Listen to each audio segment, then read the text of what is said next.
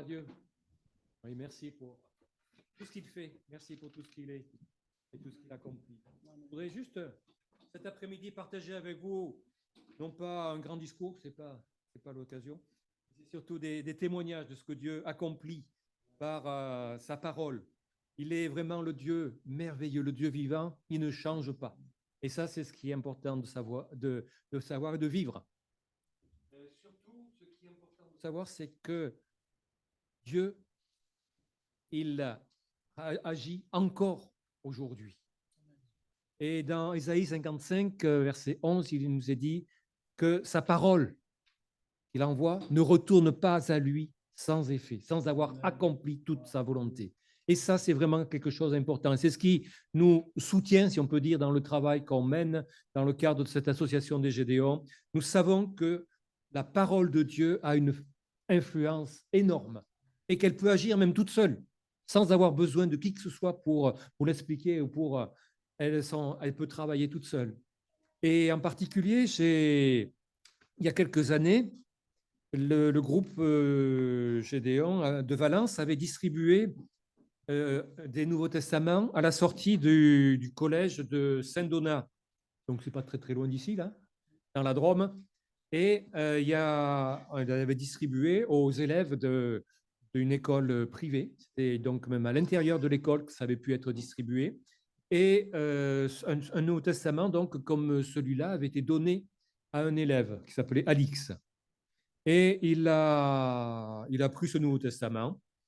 Alix, bon, c'est un jeune qui est né dans une famille catholique, mais elle n'était pas pratiquante. Il n'a même pas été baptisé, il était enfant. Il avait eu une enfance tout à fait normale, si on peut dire, et sans problème particulier, si ce n'est les quotidiens. Et il était en 5e, il a reçu ce Nouveau Testament. Et ça l'a vraiment très intéressé. Il a commencé à le lire, et c'était sa première Bible qu'il avait entre les mains.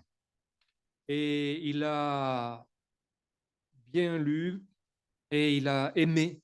En particulier, il a apprécié fortement la prière que Jésus avait enseignée à ses disciples, le Notre Père, et aussi ce verset de Jean 15, verset 13, qui nous dit « Il n'y a pas de plus grand amour que de donner sa vie pour ses amis ».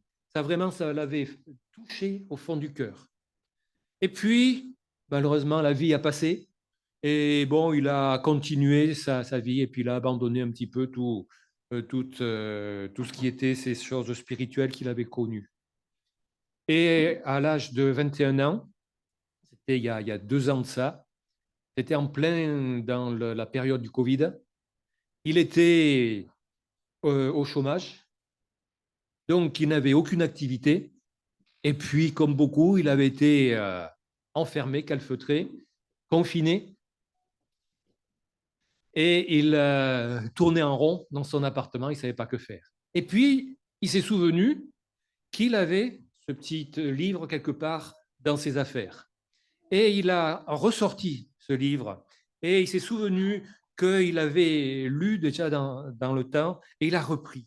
Et à tel point qu'il a commencé de nouveau à prier et à ressentir réellement la présence de l'Esprit auprès de lui.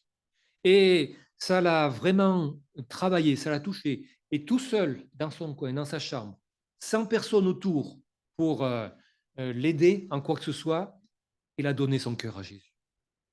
Et l'année suivante, il était sur Dijon, et là, il s'est fait baptiser dans une église évangélique à Dijon. Et vraiment, le Seigneur avait travaillé son cœur, l'avait sauvé, et lui avait redonné vraiment ce goût de pouvoir le suivre. Et je crois que ça, c'est vraiment ce que Dieu est capable de faire, avec juste sa parole qui est distribuée, qui est diffusée. Et ça, c'est merveilleux de voir qu'on peut toucher les cœurs, que Dieu peut toucher les cœurs, parce que ce n'est pas nous qui le faisons, qu'uniquement par la lecture de la parole de Dieu. Par ailleurs,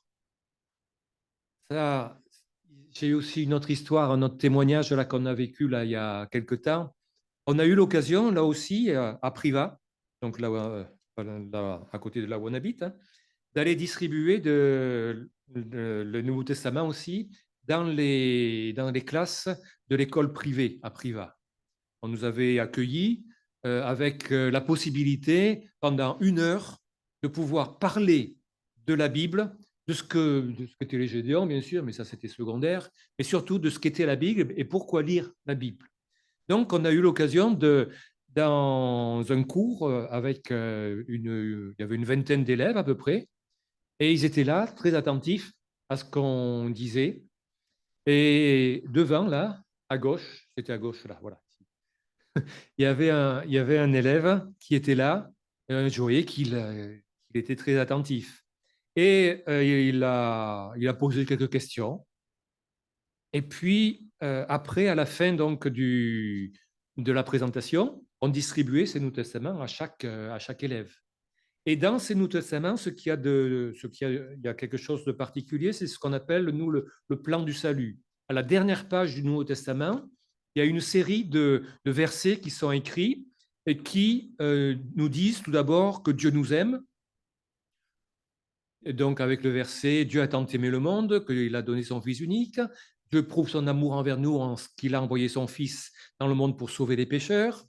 Et puis, après, que tout le monde est pécheur, mais qu'il y a un remède, que Dieu a trouvé un remède, parce que le salaire du péché, c'est la mort, mais le don gratuit de Dieu, c'est la vie éternelle en Jésus-Christ.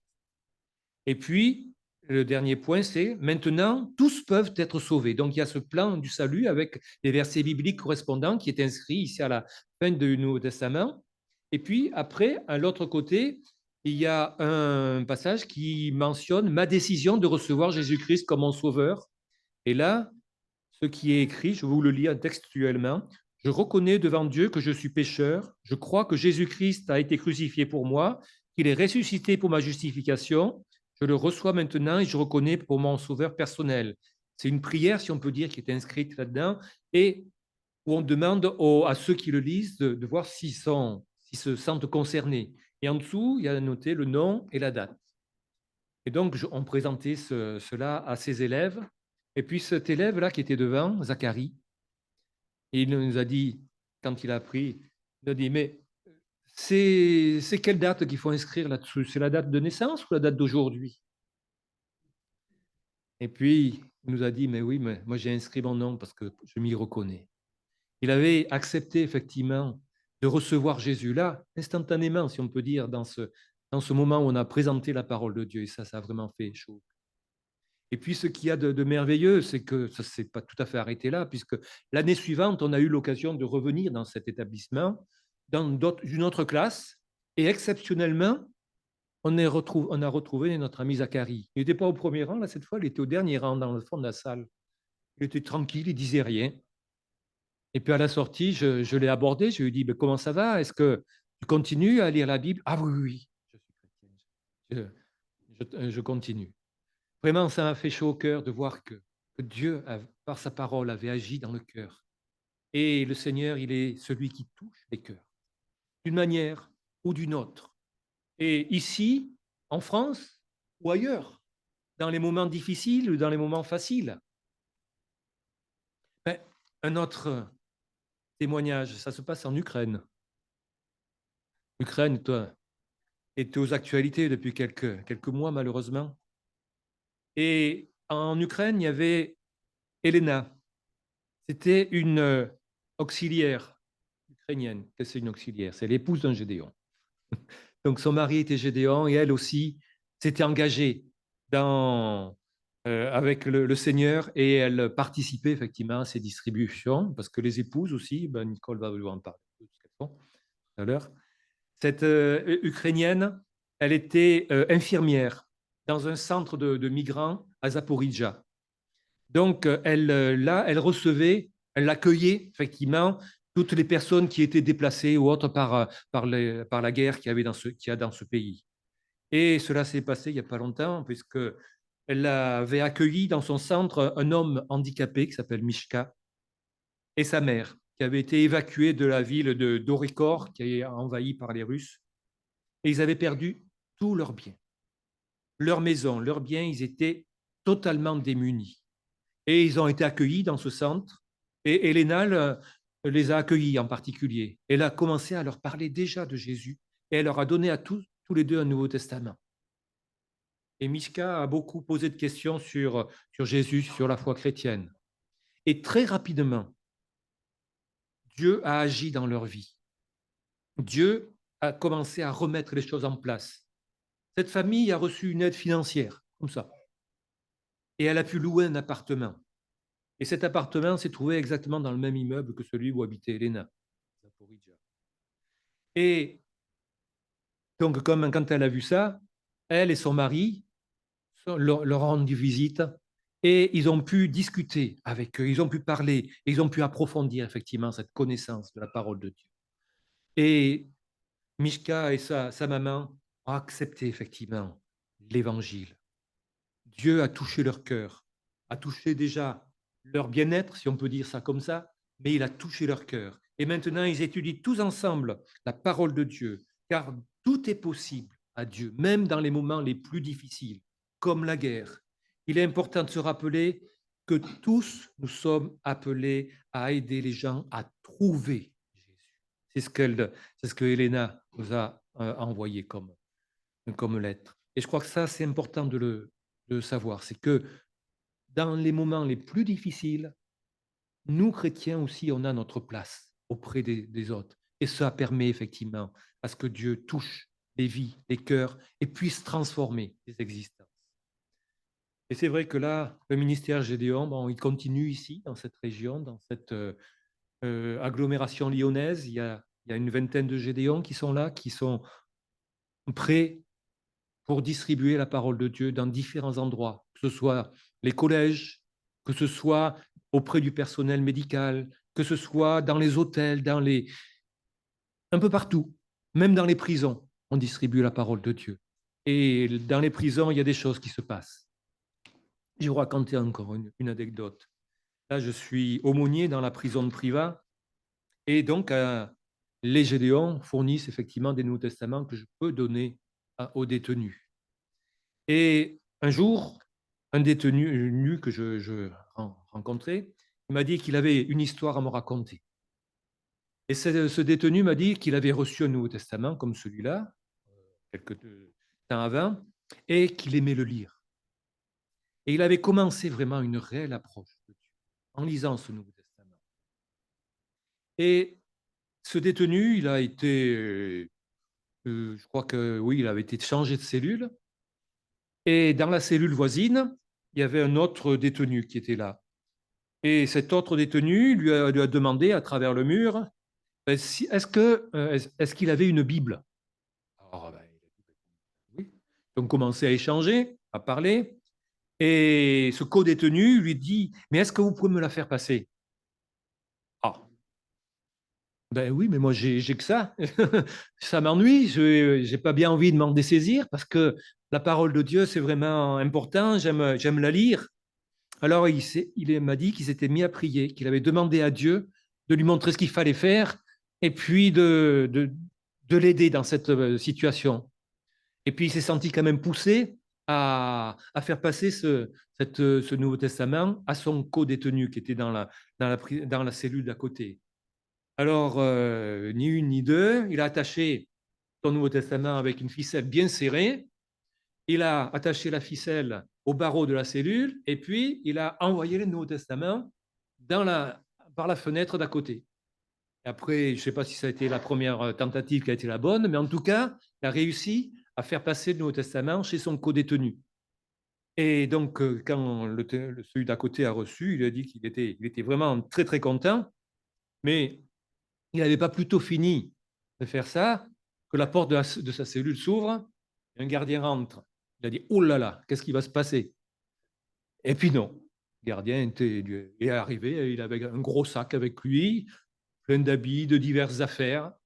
Le gardien lui dit, ben, je viens de vider la cellule de un tel qui vient d'être libéré, et puis il a laissé toute une série de choses. Est-ce qu'il y a des choses qui t'intéresseraient? Puis il a regardé, il a dit, ben, tiens, il y a une Bible là. Il venait juste d'envoyer la Bible à son collègue là-bas de l'autre côté, et puis Dieu lui redonnait une Bible à l'instant. Et il m'a dit, vraiment, j'ai vu que Dieu y répondait aux prières. Je crois que ça montre effectivement que Dieu, il est là pour conduire sa parole pour qu'elle porte du fruit. Alors, ce Nouveau Testament avait déjà a fait un voyage dans la cellule d'à côté. Il a touché 2 personnes On ne sait pas combien d'autres après, mais le Seigneur se sert de tout cela pour permettre que sa parole soit diffusée. Gloire à son nom. Et c'est vrai que nous aimons effectivement apporter la parole de Dieu. Et je crois qu'il y a beaucoup de choses qui peuvent se faire quand nous donnons sa parole. Et au-delà de ça, ce qui est important, c'est de savoir, c'est que vous aussi, vous pouvez faire beaucoup de choses. Pour cela, il y a une des premières choses importantes, c'est de pouvoir prier pour cette œuvre, de pouvoir prier pour ces actions qui se font. Parce que si la parole de Dieu peut porter des fruits quand elle est distribuée, c'est parce que derrière, il y a les prières. On s'est vraiment rendu compte que si on allait faire des distributions sans avoir pris le temps de prier, ça ne marchait pas. Ça ne marchait pas. Si par contre, on avait vraiment, c'était tenu dans la prière, si on avait demandé aux églises de nous soutenir par la prière, on voyait vraiment la main du Seigneur œuvrer à nos côtés. Et je crois que ça, c'est important. La prière est indispensable pour diffuser la parole de Dieu.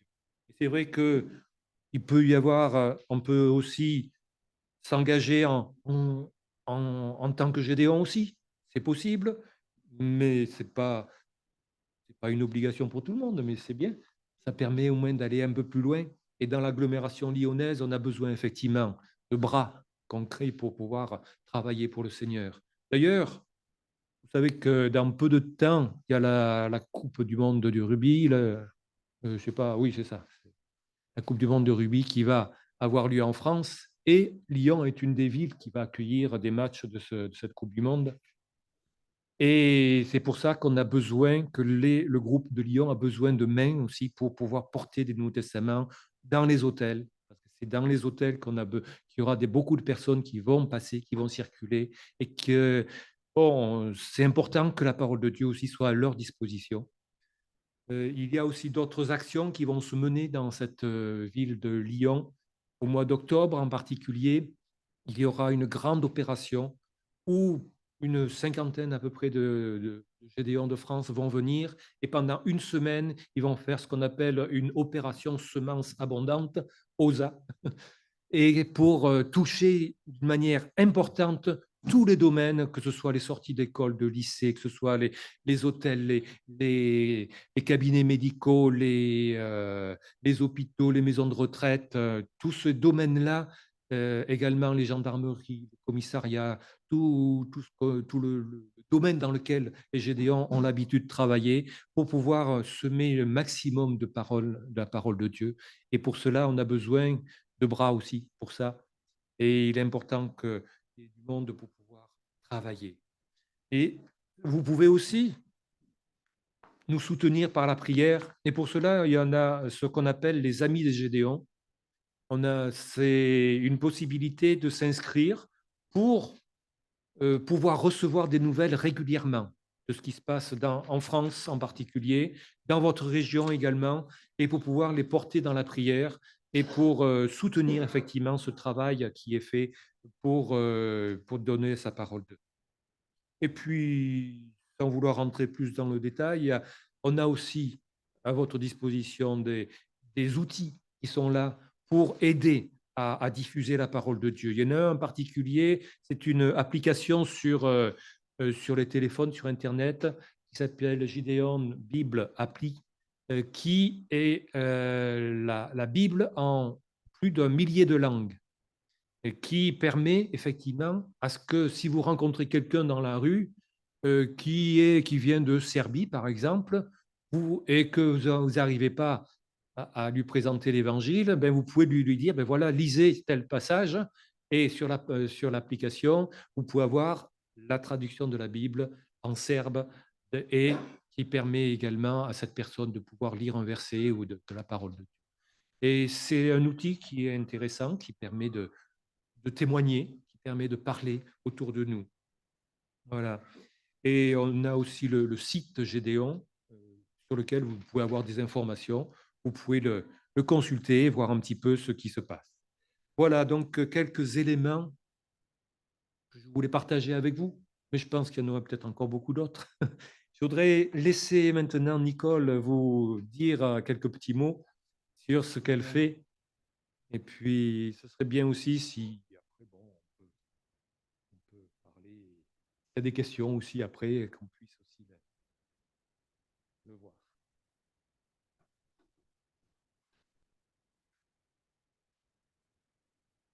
Bonjour. Un petit peu avant Noël, nous avons décidé avec Jean-Pierre de faire une distribution dans un EHPAD à Privas. Alors nous avons préparé des petits sachets avec ce Nouveau Testament. Vous avez vu, ce n'est pas tout à fait la même taille que celui-ci. Et pour cause, un sachet, des friandises et ce Nouveau Testament. On en a préparé une cinquantaine. Et je suis partie pour les donner. Avant de rentrer à la maison de retraite, j'ai appelé une chrétienne de l'église et je lui ai dit, écoute, je vais distribuer les Nouveaux Testaments, mais je veux que pendant ce temps, tu pries. Je me suis présentée à l'accueil, je ne m'étais pas annoncée du tout. Et à l'accueil, il y avait non seulement la secrétaire, mais il y avait une autre dame qui était responsable d'un étage. Et elle était là exceptionnellement, elle était venue faire des photocopies. Et quand elles ont vu tous les petits sachets dans un panier, elles ont dit « Oh, un cadeau, mais c'est pour nous ?» Je dis « Ben oui, vous en avez un pour vous, un petit blanc. » Donc pour elles, je leur ai donné celui-ci. Et j'ai dit « Mais il y en a pour chaque résident. » Alors, celle qui était responsable d'étage m'a dit « Attendez, je finis ce que je suis en train de faire et je vous emmène avec moi à mon étage. » Elle m'a emmenée à son étage et puis elle a dispatché tout ça. Après, je suis passée, il y a 3 étages. Je suis passée à un autre étage et là, il y avait un infirmier et je lui ai apporté. Il était ravi. Il m'a dit « Oh, je vais distribuer tout ça, vous inquiétez pas, laissez-moi votre carton, tout va bien. » Je suis passée à l'autre étage et alors là, surprise, dans le hall, ils étaient tous rassemblés en rond. Toutes les personnes âgées étaient rassemblées en rond. Il y avait même des personnes de leur famille, des accompagnants. Et ils fêtaient Noël. Ils faisaient leur petite fête de Noël. Et quand je suis arrivée, franchement, c'était extraordinaire. Je suis arrivée comme le Père Noël. Et ils étaient heureux, mais ils étaient heureux. Et même les familles étaient heureuses. Ils ont remercié. Ils étaient vraiment... Et là, j'ai vraiment vu la grâce de Dieu. Quand on veut bien obéir et aller distribuer sa parole, ben, le Seigneur, il bénit parce que c'est sa volonté qu'on aille donner sa parole. Bon, j'ai distribué à Privas aussi dans les cabinets médicaux, chez les ophtalmos, enfin tout ce qui est médical. Mais aussi, c'est vrai que dans la maison de retraite, j'ai donné aussi à tout le personnel médical ce petit blanc. Voilà. Et le Seigneur réjouit nos cœurs de ce que sa parole peut être donnée parce qu'on sait justement que sa parole va faire son effet parce qu'elle est puissante. Voilà. Gloire à Dieu.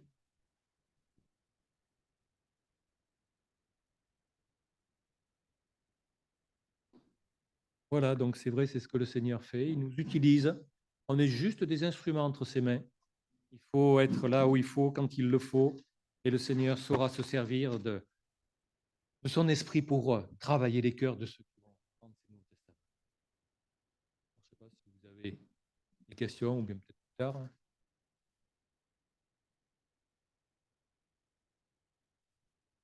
On verra après. On veut remercier mes frères et sœurs. Voilà. On veut remercier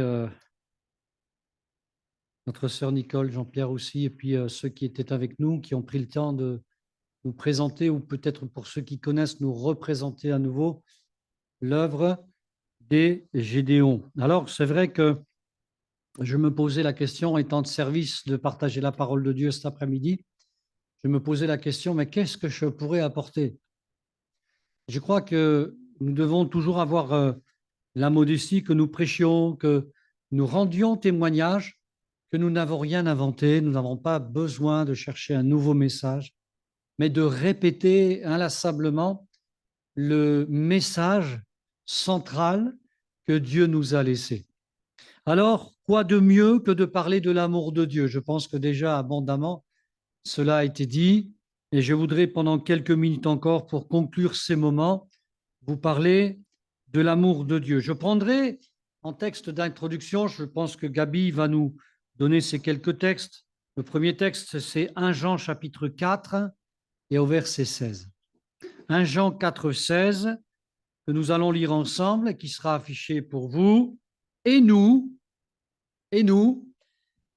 nous avons connu l'amour que Dieu a pour nous. Et nous y avons cru.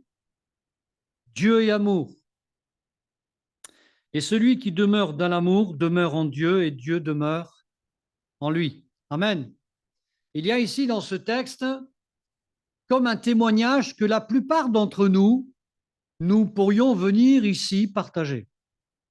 C'est plus que de dire, vous savez, comme un slogan, Dieu est amour. C'est la connaissance que Dieu est amour, que parce que nous avons connu l'amour de Dieu. C'est bel et bien du vécu. C'est bel et bien un dépassement de la théorie de l'amour. Il y en a beaucoup qui en parlent, mais finalement qui ne le vivent pas. Et finalement, ils n'en parlent pas en connaissance de cause. Mais nous pouvons dire, chacun pour notre part, même modestement, que nous avons connu l'amour de Dieu et nous y avons cru. Nous ne nous sommes pas mis à croire n'importe quoi ou n'importe qui. L'amour de Dieu nous a touchés. L'amour de Dieu nous a percutés. Mieux encore, l'amour de Dieu nous a transformés et nous transforme encore. L'amour de Dieu attire les foules. Amen. Et je crois que nous avons encore raison cet après-midi, eh bien, de nous réunir autour de la personne qui est la personnification de l'amour, c'est-à-dire Jésus-Christ. Alors, simplement ensemble, nous allons nous intéresser à cet amour-là, l'amour de Dieu, et comment il se manifeste. Je crois qu'il y a des preuves tangibles de l'amour de Dieu. L'amour de Dieu est démontré depuis des lustres.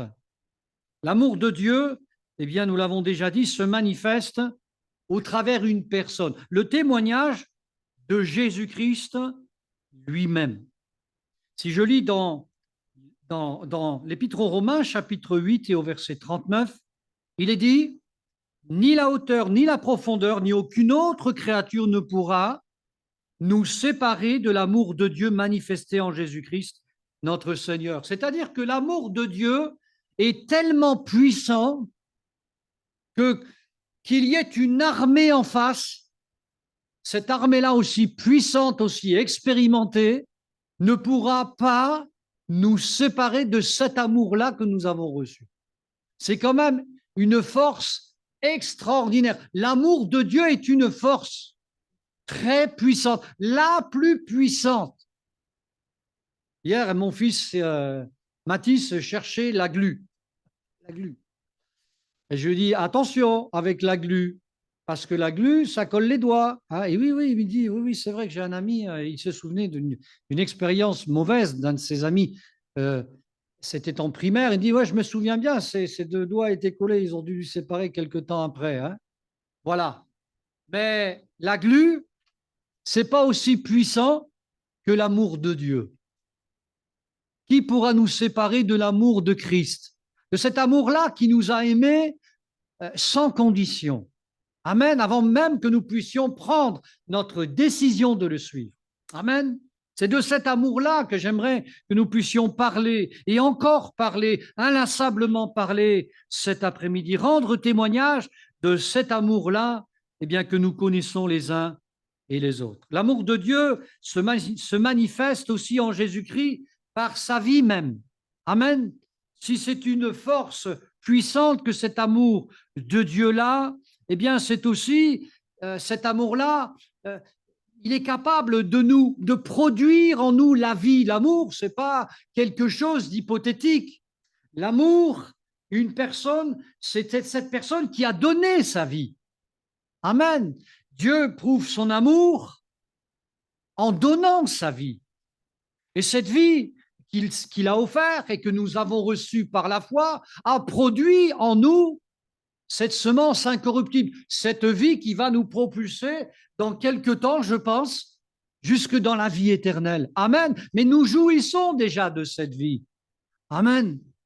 Cette vie qui se renouvelle, cette vie qui est puissante. Je voudrais le lire avec vous, justement, dans 1 Jean 4,9. 1 Jean 4,9, l'amour de Dieu a été manifesté envers nous, pardon de le dire, mais pas envers vos plantes, pas envers vos animaux de compagnie. Certes, ils ont été créés par amour, nous le savons, vous leur prodiguez l'amour, mais Jésus-Christ est venu exclusivement pour les hommes et les femmes que nous sommes. L'amour de Dieu a été manifesté envers nous en ce que Dieu a envoyé son Fils unique dans le monde afin que nous vivions par lui. Amen. On a essayé de vivre sans Dieu. Vous avez vu ce que ça a donné? C'était pas terrible. Ça allait pas bien loin. C'était pas très rutilant. C'était pas très parlant. Mais quand il est entré dans notre cœur, dans notre vie, nous l'y avons invité parce qu'il nous a pressés. Alors tout a changé, mes frères et sœurs. Amen. J'aimerais que nous puissions cet après-midi, nous l'avons déjà fait ce matin, mais comme mettre à l'honneur l'amour de Dieu manifesté dans nos cœurs et dans nos vies. L'amour de Dieu, il se manifeste aussi par une personne qu'il ne faut surtout pas oublier de citer, le Saint-Esprit. Le Saint-Esprit fait une œuvre extraordinaire à la suite de Jésus-Christ. Il était quelque peu moins présent, je vais le dire textuellement parlant, dans l'Ancien Testament, mais il était bel et bien là. L'Esprit de Dieu se mouvait au-dessus des eaux. Il était bel et bien là, n'est-ce pas? Il était bien à l'œuvre. Ils étaient ensemble dans la création. Amen. Gloire à Dieu. Mais là, ce texte de Romains chapitre 5, verset 5 nous en parle. Romains 5 dit « Or, l'espérance ne trompe point, parce que l'amour de Dieu est répandu dans nos cœurs par le Saint-Esprit qui nous a été donné. » Amen. Seigneur ne fait pas les choses au hasard. Nous ne sommes pas des théoriciens de l'amour. Nous ne sommes pas des théoriciens de l'Évangile. Mais ce qui est concret dans notre cœur, ce qui est notre fondement, c'est l'amour manifesté en nous. Et Dieu a pris soin pour que nous ne puissions pas être comme délaissés, comme, comment dire, emportés à tout vent de doctrine, comme le dira Paul. Eh bien, il est important que nous puissions connaître la personne du Saint-Esprit qui ne fait que continuer le ministère de Jésus, nous qui ne l'avons pas vu et connu physiquement. Pensez-vous qu'il vous avait oublié? Non. Le Saint-Esprit, Dieu le Saint-Esprit, a un ministère tout aussi puissant, car il est Dieu tout autant que Jésus-Christ et que le Père. Amen. Hein, la Bible dit qu'il nous conduira dans toute la vérité, pas une fraction de la vérité, mais toute la vérité. Nous pouvons espérer de lui des réponses, des révélations, des confirmations. Amen. Ainsi, nous ne serons jamais désemparés pourvu que nous restions au contact de cet amour.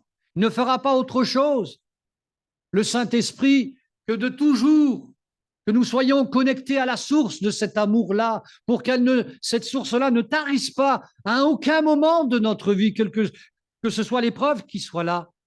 Justement, l'épreuve nous rapproche et renforce cet amour-là. L'amour de Dieu est invariable. Il ne peut pas changer en fonction des saisons. Il ne change pas. Amen. Alors que Dieu soit béni pour cet amour-là. L'amour de Dieu se manifeste parfois même malgré notre ignorance. Oui. Dans Romains chapitre 5, verset 8, il y dit ceci, mais Dieu prouve son amour envers nous en ce que, lorsque nous étions des pécheurs, Christ est mort pour nous. Vous avez peut-être été de ceux qui vous êtes moqués de ce qu'on vous enseignait à l'époque. Oh oui, à d'autres. La croix, à d'autres. L'amour de Dieu, mais non. Et aujourd'hui, vous êtes là. C'est bien qu'il y a une preuve de l'amour de Dieu pour vous pour vous personnellement. Amen. Et j'aurais pu continuer comme cela par bien des textes, parce que le livre de la Bible, la parole de Dieu qui nous a été laissée, eh bien, laisse une empreinte prédominante concernant l'amour de Dieu. Bien sûr, il y a des livres historiques, il y a des livres prophétiques, etc. Mais tout ça ne fait qu'une seule lettre finalement qui nous est adressée. C'est une lettre d'amour pour chacun et chacune d'entre nous. Alors, c'est normal qu'après avoir reçu tant d'amour et connu cet amour de Dieu qui nous transforme et que nous ayons aussi le réflexe de manifester notre amour envers Dieu, n'est-ce pas? Alors, je vais lire un texte avec vous, si vous voulez bien.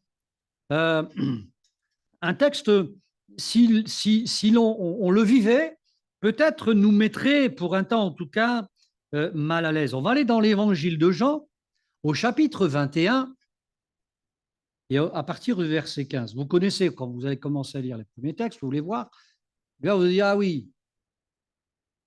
Après qu'ils eurent mangé, Jésus dit à Simon, à Pierre, Simon, fils de Jonas, m'aimes-tu plus que ne m'aime ceci? Il répondit, oui, Seigneur, tu sais que je t'aime.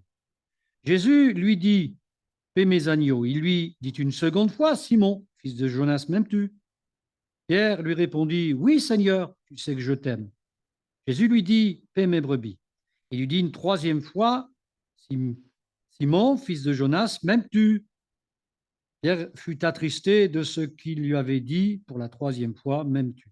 Et lui répondit, Seigneur, tu sais que toutes choses, tu sais que je t'aime. Jésus lui dit, paie mes brebis, en vérité, je te le dis, quand tu étais jeune, plus jeune, tu te saignais toi-même et tu allais où tu voulais. Mais quand tu seras vieux, tu étendras tes mains et un autre te ceindra, te mènera où tu ne voudras pas. Il dit cela pour indiquer par quelle mort Pierre glorifierait Dieu, et ayant ainsi parlé, il lui dit, suis-moi. Je ne sais pas si on avait entendu des paroles comme ça pour nous, si on aurait suivi le Seigneur.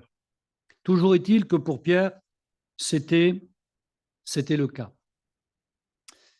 On imagine que si le Seigneur nous adressait, et il nous les adresse malgré tout, ces paroles, nous serions tout autant peut-être attristés, déstabilisés, alors que le Seigneur nous demanderait raison de notre amour.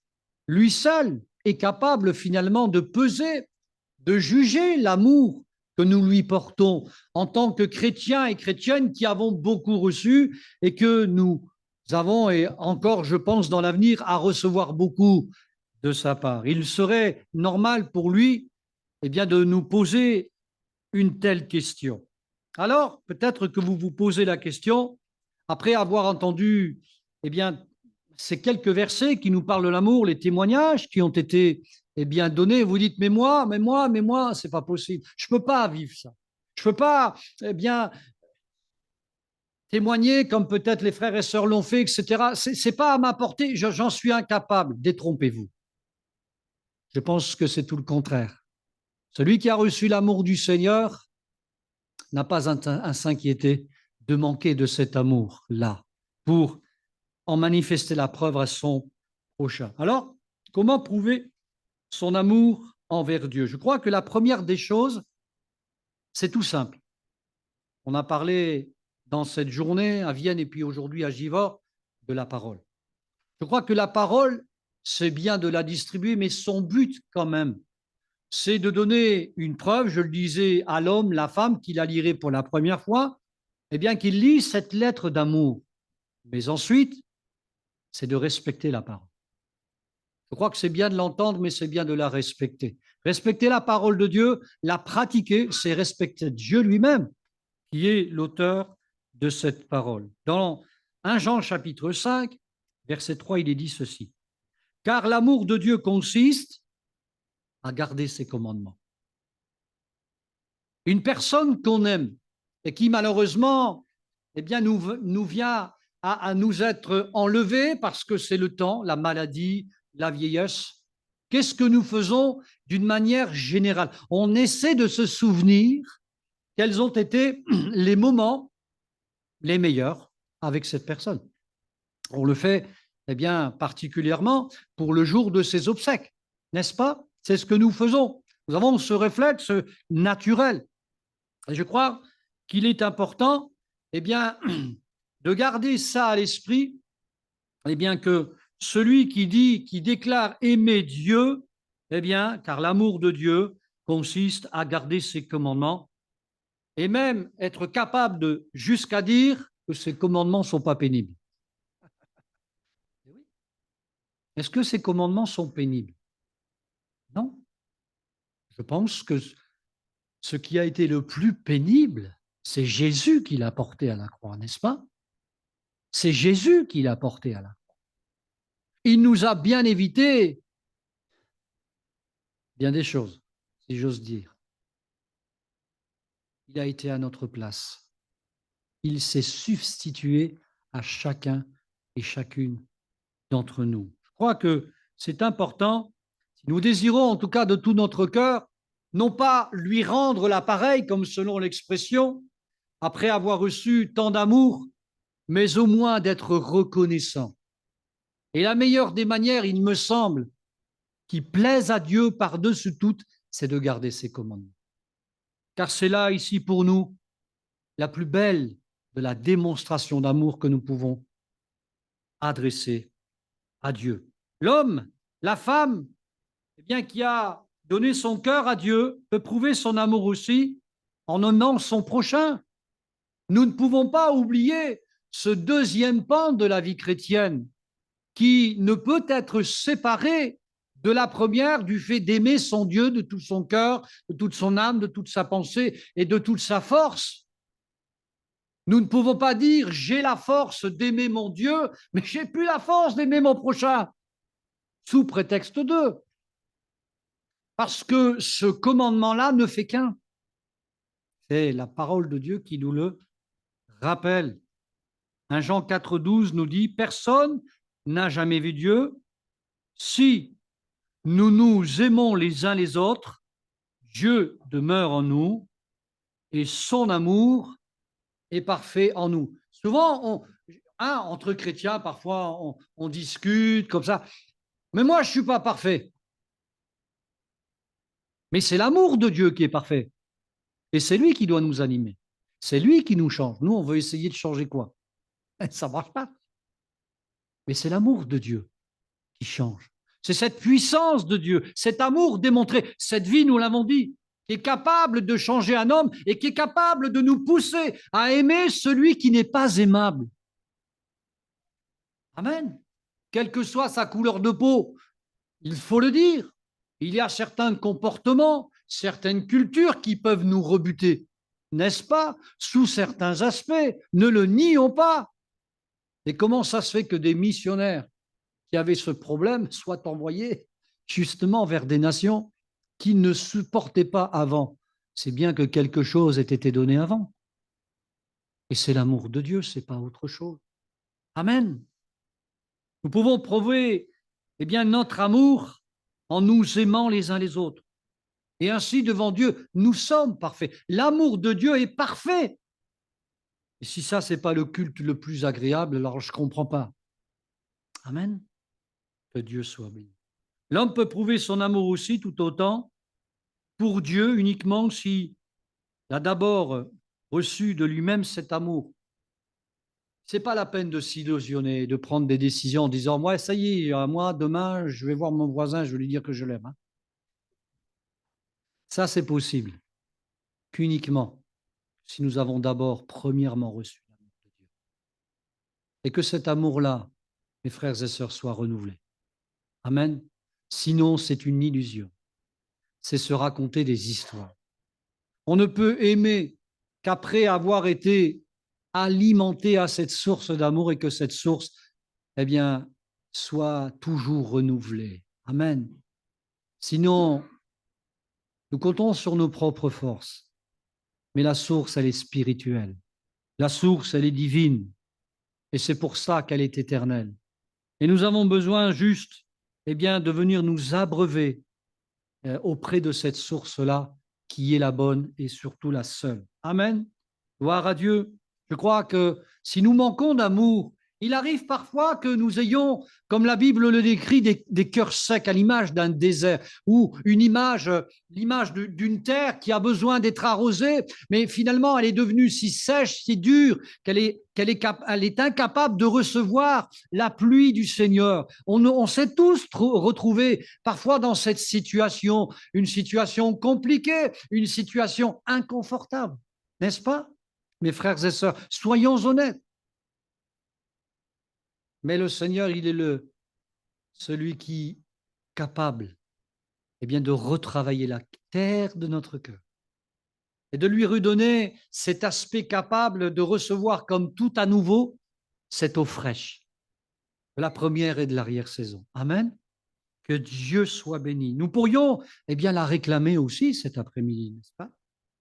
Et puis, l'homme qui a reçu l'amour de Dieu, la femme qui a reçu l'amour de Dieu, peut aimer son prochain et faire comme une déclaration. Justement, 1 Jean 3,16 nous dit ceci: nous avons connu l'amour en ce qu'il nous a donné sa vie pour nous. Vous aussi, voilà, nous devons donner notre vie pour les frères. Dites-moi, ça c'est une sacrée déclaration.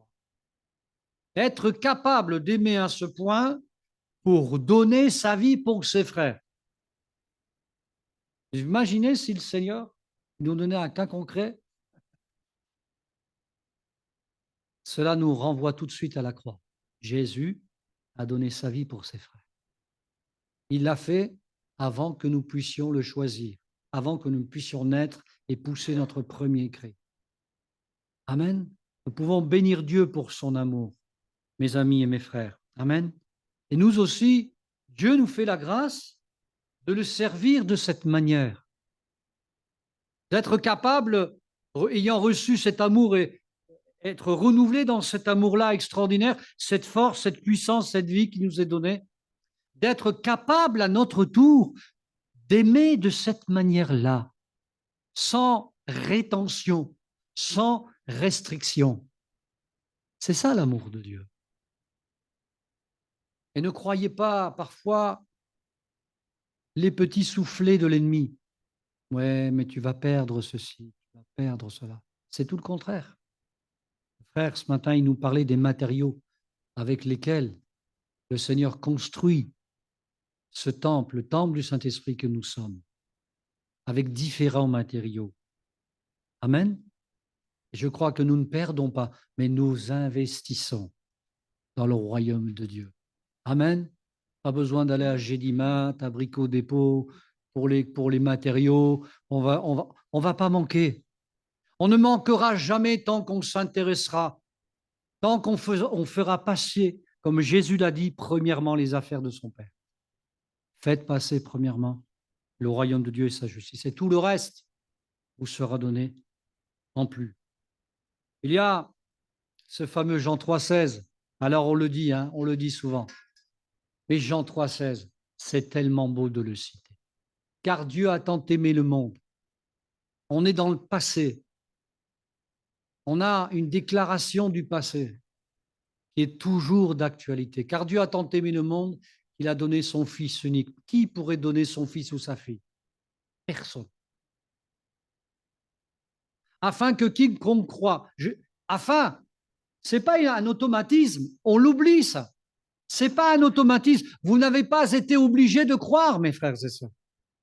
C'est le Saint-Esprit qui vous en a convaincu, qui vous a proposé le Fils. Ne périsse point, mais voilà, et quiconque croit ne périsse point, mais qu'il ait la vie éternelle. C'est une éventualité. Quand nous prêchons, quand nous témoignons, nous ne pouvons pas assurer que celui ou celle vers qui nous sommes envoyés croira, mais pourtant, l'amour de Dieu a été donné, n'est-ce pas? C'est un cadeau qui est accepté ou pas. Dieu, en effet, n'a pas envoyé son Fils dans le monde pour qu'il juge le monde, mais pour que le monde soit sauvé par lui. Amen. Voilà cet amour-là, en quelques mots, en quelques phrases, que je voulais partager et partager encore en complément de tous ces témoignages que nous avons entendu cet après-midi, il y a bien une chose que je ne veux pas oublier, c'est l'amour de Dieu manifesté en Jésus-Christ. Eh bien, on va prier maintenant. On va demander encore sa grâce sur nos vies. Et puis, pendant que Robert peut-être et Céline vont nous conduire dans un chant, on va prendre un temps, eh bien peut-être pour prier. Je crois qu'on n'a pas de forfait, prière. Il faut qu'on prie autant qu'on peut. Et peut-être pendant ce moment-là, vous avez quelque chose. Approchez-vous, levez la main, peu importe, comme vous pouvez, comme vous voulez. Et puis on viendra prier. Je crois qu'il y a des gens peut-être malades. Et comme j'aime le rappeler souvent, il y a des gens peut-être qui sont de vos amis, de votre famille, une situation particulière qui vous inquiète. Eh bien, soyez un intercesseur cet après-midi aussi. Et on peut voir aussi la gloire de Dieu à distance. Amen. Alors, je te laisse la place, Robert, si tu veux nous conduire dans un chant avec Céline. Et puis, on prend le temps de prier avant de se séparer, s'il vous plaît.